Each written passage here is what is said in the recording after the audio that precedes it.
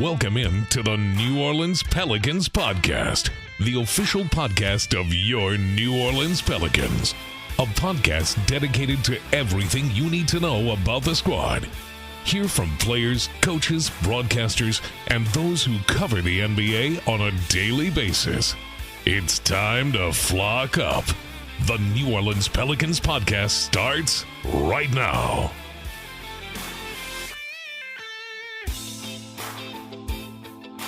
Hello, everybody, and welcome once again to the New Orleans Pelicans Podcast, the official podcast of your New Orleans Pelicans. I'm Gus Kattengell. Thank you, as always, for tuning us in, and more importantly, for Jim Eichenhofer for joining us. Sir, how are you today? 1-0 for your New Orleans Pelicans. I'm doing great, Gus. How about yourself? I'm doing fantastic. So much. I'm always to talk good. about that game. As long as they're undefeated, I'm good, man. There's nothing to complain about as long as there's a 0 still in the L column of the standings. I think one of the things that really stood out to me, too, in that game, Jim, is if you were head coach Willie Green, you basically got to check a lot of boxes. And what I mean by checking a lot of boxes is you got to see a lot of different things that maybe you had wanted to see, as in, I don't know, Jordan Hawkins continuing what we saw from Nashville. Chest it over to Hawkins, off the curl, catch and shoot three. Hawk on both ends. Cue. On both ends. And look, the thing that he did on the defensive end is the thing that's going to keep him on the floor. Also, you got to see, the three ball, as head coach Willie Green and the team has been wanting to do, Jim. What is it, 43 attempts is kind of what they want up there? Yeah, that's the goal. Yeah, well, bombs away. Now on the Smoothie King Center logo, McCollum. He's going to try to fight through a double. Julian Phillips is all over him. Now around a Messi pick. Stop, pop, three. Good! That's a great use of the screen because C.J. McCollum is wanting to go right. They overplay him, won't allow him to go. Messi reverses, sets the screen to the left. C.J. comes around and pulls up. A little theme in that game was Yves Messi. Giddy will drive all the way in. And that is blocked weak side by Messi. Back the other way. Murray to Green. Terrible pass. I had to have a little graphism there, but obviously so much more that Messi did left and right. More importantly, DeJounte Murray, 2 rebounds shy of a triple-double. 88-79. Kobe White's got 6 points. Murray around a Messi pick. 2-man game. Alley-oop. Yes, sir. Yes, sir. Another lob for DeJounte Murray, and Yves Messi in his NBA debut has 10 points. See how easy it can look. And then Brandon Ingram. Jim Eichenhofer, we've been saying, can you shoot threes for me? Can you, please? Everyone. Pick from Messi. Ingram, stop, pop, straightaway three. Get in there, behind! And the Pels are beating this zone with man principle, setting screens out high. That's a 12-2 run. 107-92, largest lead is matched. And more importantly, I didn't know if you knew this. I personally asked the team. You were present when we interviewed Trey Jamison, right? Yes, I was there. I said, please dunk for me. Levine had it deflected back. Go get it. Go get it, big boy. Green ran it down. Yes, sir. Rumble, young man, rumble.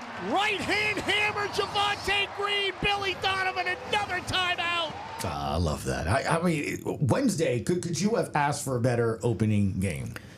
I don't think so. And I mean, between what we saw from Jordan Hawkins, Yves Messi, and Javonte Green, I mean, Jeremiah Robinson Earl as well. I mean, there were some great performances off the bench of guys that were contributing in a bunch of different ways.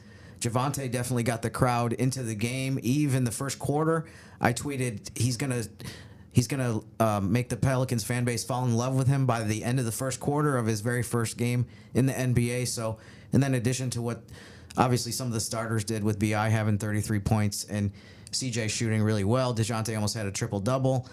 Herb Jones did his usual stuff on the defensive end. Daniel Tice, I thought, had a really good first game as a Pelican. I mean, yeah, across the board, that was a really nice night.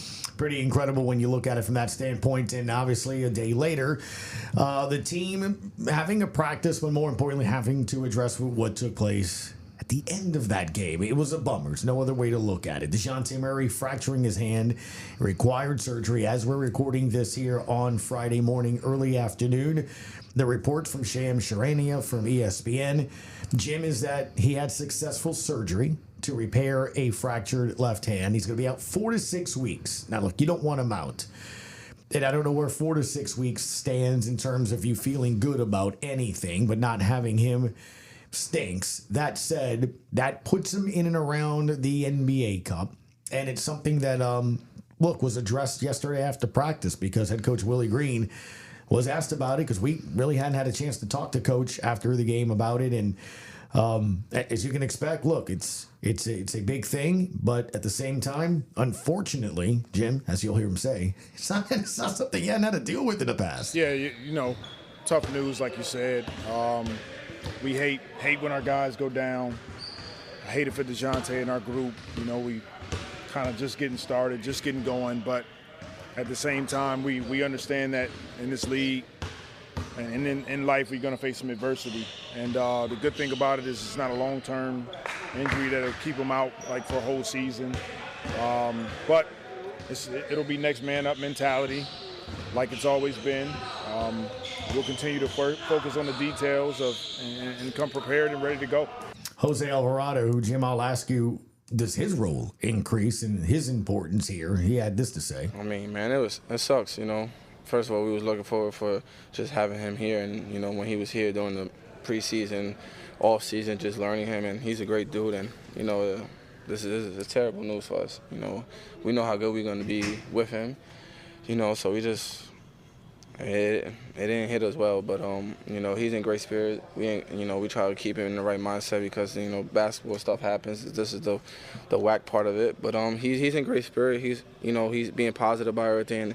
We got to just hold the fort down until he comes back. Yeah, I mean, it could affect Jose's role for sure. I mean, I'll be curious to see, rotation-wise, minutes-wise, does that mean a little bit more minutes allotment for Jose? And then at the end of close games, too, I mean, we were looking forward to DeJounte being out there because of how many game-winning baskets he made last season for Atlanta. Does Jose play more at the end in the last 3-5 minutes of close games? I'm not sure. I guess we'll have to find that out. But, yeah, I mean, it's definitely possible that because DeJounte's not playing that we see a little bit more of Jose and we see him in different spots that we wouldn't have seen him before if DeJounte was available. This is what Coach had to say about the importance of Jose stepping up. He's got to step up big time for us. We all love Jose. We know that he brings it night in and night out. And we know he'll step right up to the plate and get it done for us. All right, so we're going to talk about Portland, obviously, and it's a baseball series tonight and on Sunday, and Golden State back-to-back on a Tuesday and Wednesday, so that's all still to come. In the meantime, though, we have our special guest who, well, we see her all the time, but she's so important that she not only does radio, now will do TV for the Gulf Coast Sports and Entertainment Network. You'll see her welcome you and have you at halftime. And in the postgame, Erin Summers is going to be hosting with Wesley Johnson over on the new TV network. So what's it like to do radio and TV and everything else now? All right, Tom, then welcome in Erin Summers, Saints and Pelicans team reporter, and let's add to it, right? You are the radio sideline reporter. Is that true? Yes. Okay, I have proof. Season opener. Onto the court, Erin Summers with a very happy rookie. What a debut, Erin, for Eve Messi.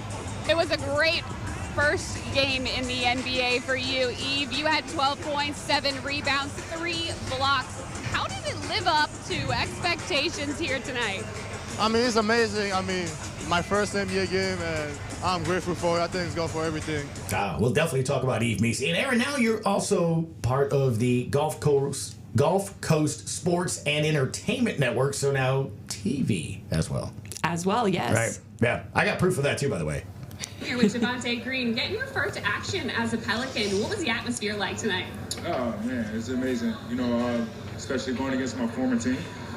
I just felt like I fielded it off the crowd, off my teammates.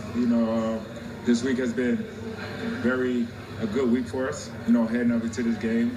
The guys just challenged me. I mean, I feel like it's gonna be like that all year, but.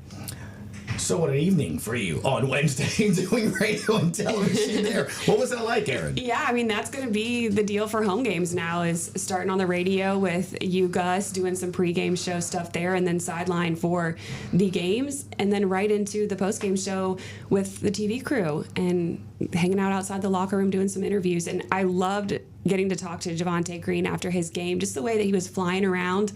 And there was a really funny moment before the interview with him where I was doing a mic check and he goes, "Can I do one? Can I test the mic?" And I was like, "Sure, I guess." Like, yes. I don't know. My players usually don't ask that. Changed. Did he go check 1, 2? No. He barked. He barked right into the mic. That was it. Gotcha. That was the one bark. Yeah.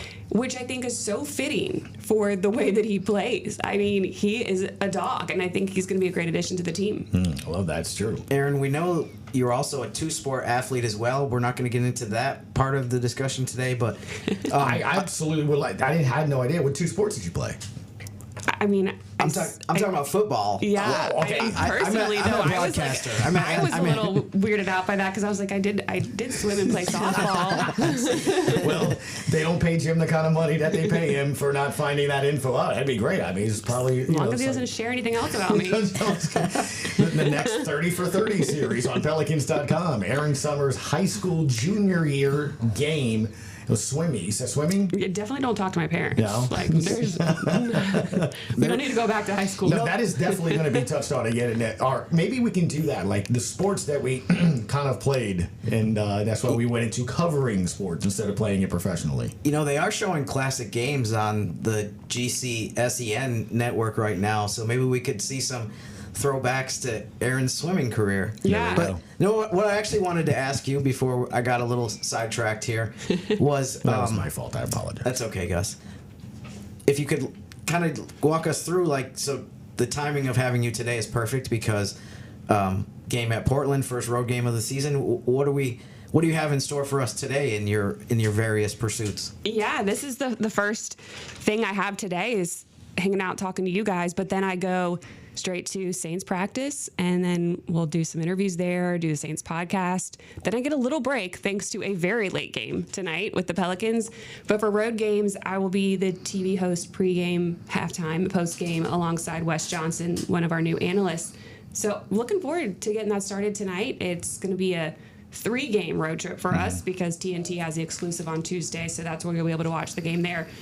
But yeah, we got to kick things off with this West Coast trip and some late games. You know, it's interesting. One of the things that we share, I did it for 4 years, Arkansas Game Day, hosting over there at what used to be the CST studios over there in the Cox building, and now it's Your View studios over there and everything. And it is interesting having to go and kind of balance both into those because it's 2 completely different worlds. I mean, obviously, the only thing in our ears during radio is Todd, which could be a challenge in of itself, let's be honest, right? Yeah. And then on TV, you have producers talking in your ear, trying to, hit certain timing things and nature. Is there one or the other that you kind of maybe prefer the most, or is it sort of like me? I like both. They're both challenging and both kind of get that heart rate going. Yeah, they're definitely fun for different reasons. I do like radio you are the eyes for the viewer. So it's really important what you say, how you say it. Timing is key. Obviously, you don't want to talk over any action. Todd doesn't like that. Or you'll miss something that ruler, happens. By the way, right next to a spider, right on top of the hand. No, okay. But I think TV's fun, too, because you can get into a little more of what is happening and what you're seeing and tell some more stories because you don't have to cover so much of the actual visual because people can see that. Mm-hmm. How are you preparing for this West Coast trip? Are you a coffee drinker? Yep. Okay. I am coffee, energy drinks, any caffeine. Do you nap? I don't know because I don't think so. I don't think I'll nap because I don't want to be groggy coming out of it. That's me. I can't. My wife can nap whenever, however, almost needs it. Would love that. I can't. Yeah. If I do, I wake up worse. If I have time, I'll go for a little walk or try to get a workout in because then I'll have some more energy boost from that. But then, I have to shower again and get my hair done again, and do my hair because please, no one does it for me. And I don't know. Are you a napper, Jim? It's funny. I used to be a napper, but I feel like I need less sleep than I used to. So really, it's been a while since I took a nap. So Jim is a night owl. Well, I was going to say we saw in Vegas this summer. Right. And you don't need much sleep at all. I learned that a lot. Erin, we mentioned Javonte Green earlier. I thought he kind of typified the performance of the team overall, especially in the second half, in terms of the energy that he played with, the hustle. that kind of performance that he provided. I mean, what did you think of the way the team just kind of shifted into gear in the second half and just took over that game against the Bulls? Yeah, that third quarter was a lot of fun. It was very fast-paced, and it was interesting talking to Javonte. Even after the game in the locker room, he said that that's the job of the bench unit, is to bring that energy. And when the first unit maybe isn't playing as quickly or as well as they would want to, then that's the spark that you want. We've heard that from Jose Alvarado. So you have somebody that definitely embodies that with Javonte Green. And then, man, the way that Jordan Hawkins came in and played extremely well on both ends, everyone really seems to be bought in to what this team needs to do to be successful with a smaller lineup. And it's the defense being as tenacious as it was, disruptive, creating steals, turnovers, and then immediately getting down the court and executing offensively, getting easy, quick buckets, whether it's a pull-up three like we saw from CJ, a couple really big buckets from him in the third quarter, or just getting straight to the hoop. And the alley-oops and the dunks that we saw was a lot of fun. It's funny. I know Gus wants to say something about the dunks. I was trying not to do it, but I can't. I see you smirking over there. Yes. He has to comment on the dunks. So nice. Just speaking of Javonte Green, did you see that? Yeah. Pelican Social put out a great little video. It was nice and slow-mo. And just tell me that's not better than a layup kiss off the glass. Oh, no. I mean, I think it's really exciting. And we know that Trey Murphy can do that. Zion Williamson can do that. Neither of those players were in the game. And this is a completely aside, but in watching that game on Wednesday, no slight at Zion, but at no point did I think about him in that game and worry about him not being there. That's very interesting, because it is going to be one of my questions coming up about how the Pels move forward with the DeJounte Murray injury here in a quick sec. Yeah, I mean, the talent that they have is such that you can afford to have a guy out here and there. So that's definitely something that we'll talk about a little bit more. You know, it's funny. I feel like in terms of NBA coverage analysis after one game, I mean, I think the vast majority of the teams in the league right now have played exactly one game. There's a few that have played a couple. But it's kind of hard because you don't want to overreact too much to just one game. But there's a lot of funny podcast segments where people say, like, let's just have one big overreaction.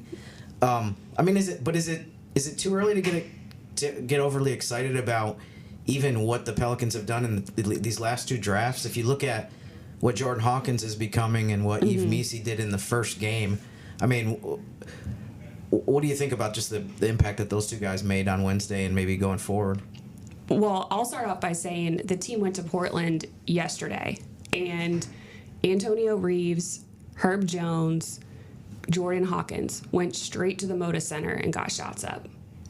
And I think that kind of work ethic that you have from some of your younger players like that is vital into the improvement that we're seeing so quickly. We know that Jordan Hawkins, and he has said it, he does not want to repeat last year. He wants to play. He wants to be a part of this team. He wants to be impactful, and he knows it starts on the defensive end, especially for head coach Willie Green, and he has done everything that he can to get better in that regard. We saw it. And I think we're just going to continue to see him grow and flourish with the amount of minutes that he's going to be able to play this season, and starting especially with Trey Murphy not being on the court. But then you look at people like Yves Missi and the intelligence that he has and the ability to absorb information and apply it so quickly. I am really, really been impressed with him and his growth with what we saw at Summer League. That was not what we saw Wednesday night at all, Gus. Like, a completely different person, honestly. And you see the potential just there already. I keep bringing up, and I think I brought it up to a couple of the people that were watching practice during the week, and also even to coach. One of the things that stood out to me, I want to say it was Thursday of last week, Erin, or even Friday. It was one of the practices. B.I. had a really good practice. Yeah. And in that practice, he drove down the lane. Yves Missi was a pick and roll. Those two guys started around the free throw line. Yves to the right of the paint. Brandon's going down the left side of the paint. He alley-oops it in the dunk, and I kind of elbowed. I don't know if it was Andrew somebody. I elbowed somebody. It wasn't me, thankfully. It was not you. But I was like, that's something right there, because he's reading off of it. He's understanding that And Erin, since then, through the game and after the game, yesterday, Willie Green was the latest to say it. He just gets it by the practice. He's learning. You heard Jose Alvarado say, you heard Daniel Tice say it yesterday after practice, that he's just learning so quickly and he's absorbing it. And the key was this. He was foul here, foul there, foul everywhere in preseason. Yeah. What he did on Wednesday without being in foul trouble, I think, was even more impressive. Yeah, it was funny because I was watching him and he was just standing straight up and down, like by the basket, you know, and I'm like, I can tell, I can see in his head, he's like, I don't want to foul. I don't want to foul. I'm going to stand here and make sure. And I think he's going to figure out what he can and can't do as far as how physical he can be, you know, showing his hands and everything defensively. But you saw a concerted effort to fix something that had been a problem for him. And it was interesting. I was having a conversation with David Griffin at the open practice, and he brought up Yves Missi and how, you know, he hasn't ever really seen a player take to information like that since he was around LeBron James. And he's like, I'm not saying he's LeBron. Whoa. You made Jim pop up there. No, but I understand what you're saying. To but your point just the way, he is taking the information and applying it. And then he also made a point, like, you're seeing a lot of his teammates spend time and talking to him. And that says something, is that these players are invested in him and they're seeing stuff out of him. And so they want to try to bring him along because they see the potential that is there and how much he can be an impact for this team. Erin, you mentioned, you know, this is a totally different player from Summer League. I feel like to some extent it's a totally different player even since preseason, which was last week. Yeah. I mean, for him to take all of the positive stuff that he did in preseason and put it together in the one game against the Bulls, I thought that was really impressive. By the way, I tweeted this Friday morning, but he's actually the rookie leader across the NBA right now in scoring, rebounding, and blocks. Love that. I saw someone posted that the Brian Windhorst podcast, I think yesterday, brought it up that he was the leader in those categories going into Thursday night, and they were kind of joking, like, well, somebody Thursday night is going to pass him in that, like Alex Sarr for the Wizards, the number 2 pick, but didn't happen. I looked it up this morning. I hadn't even seen that part of it, and just because I was curious, I was like, where does he rank among all these categories? And he's still number 1 across the board, so not bad for the 21st pick of the draft. No doubt about it. And again, look, I think one of the things that we talked about too in our post game, if there was a checklist, Erin, I can't imagine there aren't many boxes. I asked John DeShazer this after the game that you wouldn't check if you're head coach Willie Green. You saw that new style of play. He was asked yesterday, I think you asked him after practice too, like, is this the blueprint to success? Is this kind of the team that we're going to see with the small ball and everything, Erin? And look, it's an exciting style of basketball. I get my dunks. Yeah, people that love defense, you had 15 blocks, 10 steals or something of that nature? 15 steals, there we go, blocks, the other way around. You had the right numbers. Yeah, regardless, that's really good. And Willie Green loves his defense. You saw what we've been talking about, how, hey, Jordan Hawkins looks a little better this year. Boom, boom, boom. You saw him do it on the offense and defensive end. The new players, Javonte Green, the new draft picks, and Yves Missi. And, I mean, when I look at all of that, it makes me excited. And to your point, you didn't even have Zion Williamson there. Now let me turn the other page, though, because one of the reasons that we were excited was because DeJounte Murray finally got to play a game. And you know me, oh my goodness, I could not wait to see this guy play. He almost gets a triple-double. He's 2 rebounds shy of a triple-double. Driving home, and I see the text. Fractured hand. You got to be kidding me. As we're recording right now, Shams Charania from ESPN reporting that he has undergone successful surgery on his fractured left hand. He's going to miss 4 to 6 weeks. I'd heard 4 to 6, 6 to 8, 2 months, Christmas, we'll see in February. 4 to 6 weeks, just kind of touch on that, man. Like, it stinks because you had the best view right there on the floor of what he can bring to this team. Then that happens. You're in the locker room. You obviously see how that feeling is in there. And now to this report, just kind of take us from beginning to end there. Yeah, it was a wild night because you saw how great this team could be, even without Zion, even without Trey Murphy, how well they were running the floor. And DeJounte Murray was a big part of that. He had, 10 assists, and he was really helping players get where they need to be. I think CJ McCollum had a much better night because he wasn't on the ball. He was able to just catch and shoot, be in spots to take some good shots. And so it's a little disappointing. I mean, it's a lot disappointing that DeJounte Murray isn't able to play for 4 to 6 weeks. That's about 15 games at least is about what we're hoping for. That's best case scenario is that he misses just 15. But then you have to kind of pull yourself back a little bit and say, well, this team last year, almost 50 games, won, and you didn't have DeJounte. And now you have a better Jordan Hawkins, and you have Yves Missi.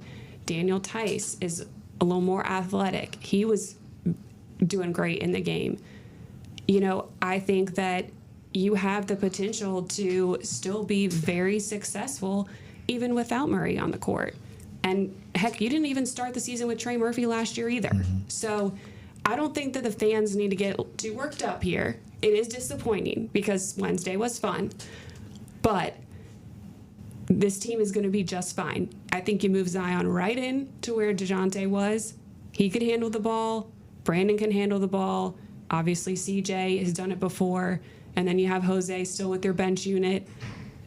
I call me crazy, but I think we're going to be fine. I'm not only not calling you crazy. You were exactly what I think a lot of Pels fans needed yesterday. I'm not going to lie to you. I got up in the morning, walked the dog, and I'm like, oh, you got the win. There's a lady who feeds cats in the neighborhood. I see her all the time.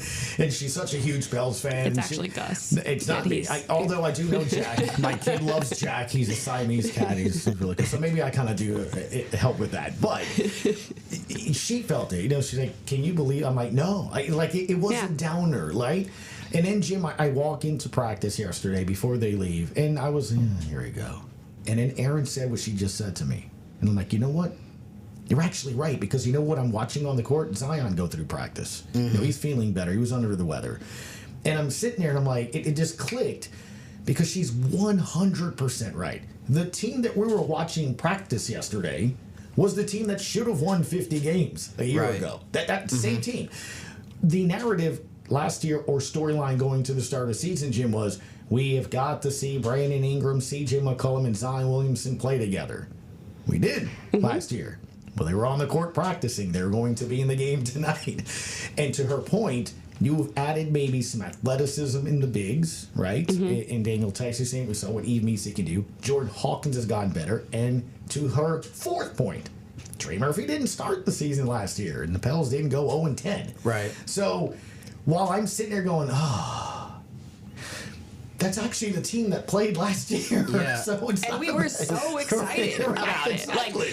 We finally get to see CJ and Zion and PI together, and everybody was My ecstatic. day was so much better after she told me that. I mean, I'm being honest. Yeah, I mean, to me, there's obviously two sides to this. I mean, it's completely natural for everyone, every single fan, every single media member to be like, we just spent the last 4 months waiting for DeJounte Murray to play.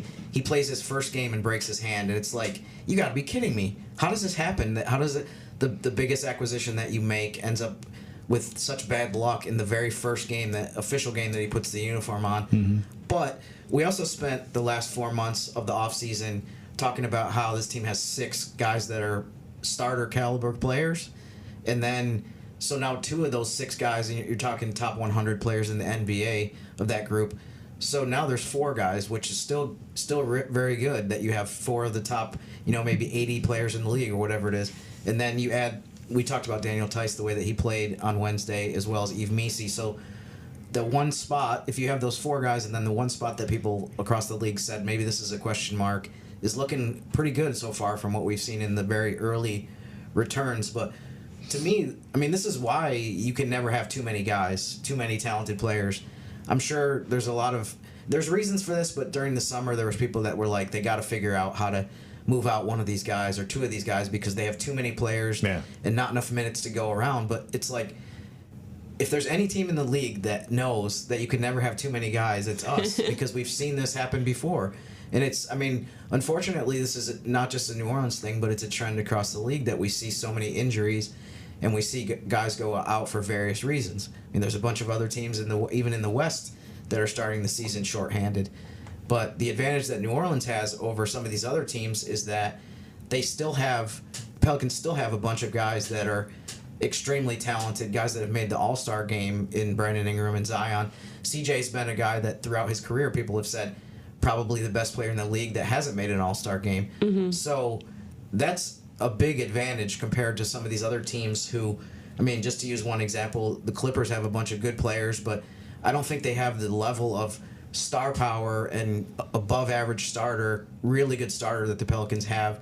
So when Kawhi goes out, they can't say, okay, well, here's these 3 or 4 other guys that are chomping at the bit to get more shots and get more opportunities and be a bigger part of the offense. So I think there's definitely no reason to think that they can't still be really competitive even without DeJounte and obviously without Trey as well for short term, because there's plenty of other good players. It kind of reminds me a little bit of how people during the Big Three era of the NBA, where people were like, you got to have a 3-player thing. People always said, and always thought this was a good point, that one of the big advantages of having a Big Three is if one of them's out, you still have a Big Two, and that's plenty. So it's kind of a little bit, it's not exactly the same thing, but it's kind of similar to that, where it's like maybe the new thing in the NBA is that you can sustain guys being out if they're missing games because of injury or other reasons. You can sustain it so much better if you have other guys that you can just slot into that role, as opposed to asking a bench guy to be like, okay, well, now we need you to be the go-to guy, and they can't do it. So I think the Pelicans are more than capable of filling some of these spots with the players that they have. I think the key is going to be them playing together as a team, because that's what worked so well on Wednesday, is players were interchanging and nothing skipped a beat. The focus was there on defense, and it helps offensively. People were not being selfish. They were looking for the best shots on the court. And even Brandon Ingram checked himself after the game a little bit and said, there were a couple moments where I fell off defensively, and I wasn't looking for the best shot. I was settling for those mid-range, because I know that's my shot, and I know that I'm good at that. But I need to make sure I'm taking those threes because that's the best for the team. And that is the mentality that you got to have. And it doesn't matter if you have all of your big 4 on the court. And heck, maybe even when Trey comes back, you're going to have a big 5. So I think as long as you stay as one and play together, then this team's going to be just fine. I think one of the big selling points about DeJounte was his defense. We all know the stat where he and Herb have been top 2 in the NBA, in the entire NBA, in total steals over the last 3 seasons. But it's a situation where even without DeJounte playing right now, and even without Trey, I think if the vast majority of the teams in the NBA would take the starting 5 that the Pelicans are going to be able to play, they'd still be like, we love this group. We love having Herb Jones, CJ, Ingram, Zion, Daniel Tice if he stays at center. So, it's still above average starting 5, which to me is a testament to the talent that they've been able to bring in here, whether it's been through the draft or through trades, and obviously in the case of DeJounte. So yeah, I would argue that Yves Missi might be moving up into that starting lineup pretty soon.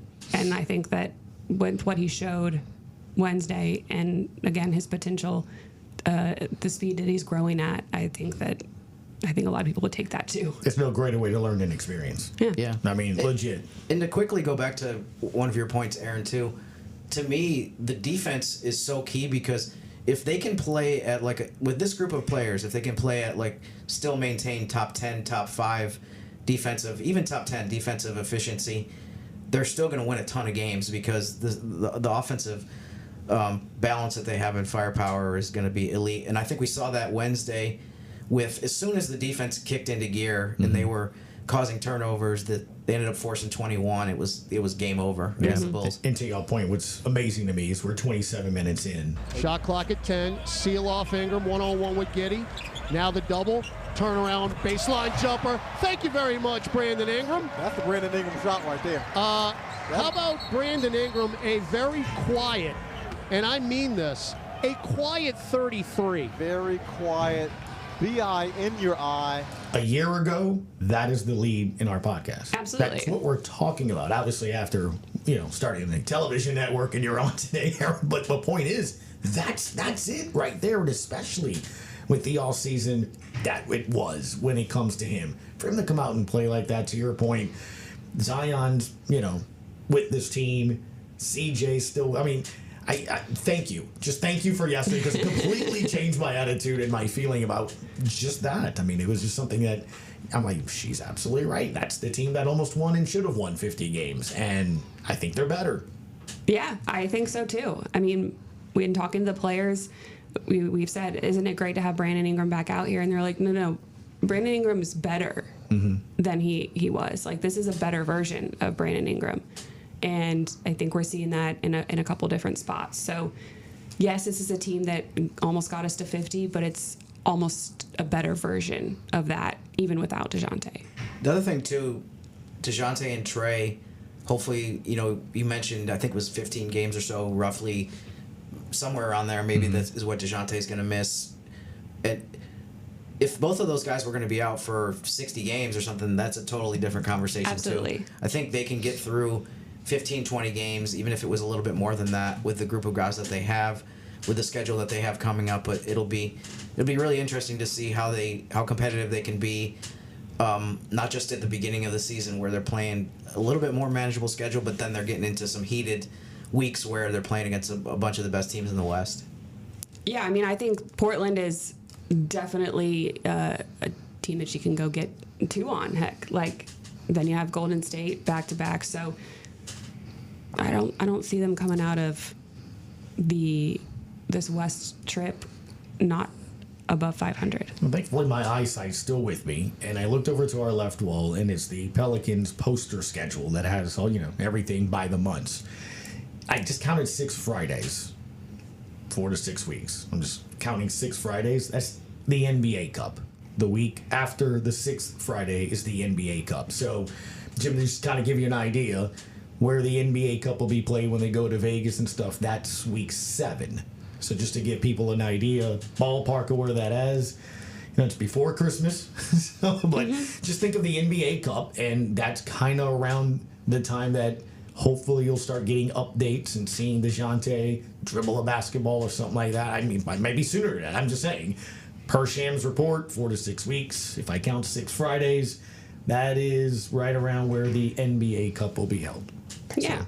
I mean, he's not missed time in his NBA career, so... No, Todd made sure to let everybody know. He's generally healthy. He takes care of himself. Right. I think I'm optimistic about the 4 to 6. Yeah. So, look, I mean, that's the ballpark to it, to your point. Look, national media members and, people that cover NFL games will always gladly tell you, I don't even pay attention to the NBA until the All-Star break, which is in February. So that kind of gives you an idea. I mean, let's be honest, right? You have the trade deadline, you have the All-Star break. That's the push for the postseason. So I guess that's what we're trying to say. It's not season ending. You'll see him hopefully back before this calendar year. This is a player, to Erin's point, that it knows how to stay on the court. And more importantly, to Erin's point, you still have a team that's very capable of winning games, and it starts obviously with this 2-game series. Let's have fun tonight. Yeah. You'll be on TV3 the next 4 nights. Looking forward to it. And you won't be on Tuesday just because that game's going to be on TNT nationally. But should be fun. And this is weird. You're going to have to look up tonight. Wesley Johnson. I know. Yeah. So when you come in here, it's, I'm like slouched in my chair right now, so I don't sit higher than you guys. That is very true. It's Erin Summers. Thank you so much for your time. Definitely. Our thanks to Erin Summers for giving us a little bit of time on a very busy Friday for her here as well. Jim, it is Friday, which means that it's time for trending numbers. And what else are we doing on Friday? We're going to do the weekend showdown every Friday. I'm going to pick a Western Conference. It's pretty much always going to be 2 teams in the West playing each other.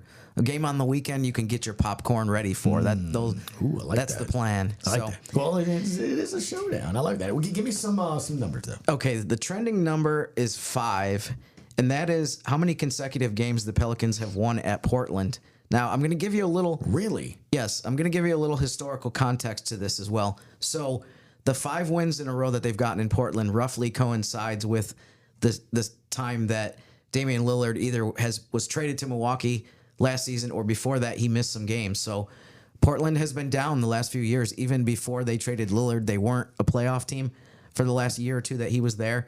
So obviously it's been easier to win in Moda Center than it had been. How much easier, Gus? The Trailblazers from 2011 to 2017 had an 11-game home winning streak against the Pelicans. So this series has really flipped. I remember going to a bunch of games in that arena. By the way, I love that arena. It's a great place to watch a game. It's kind of old school.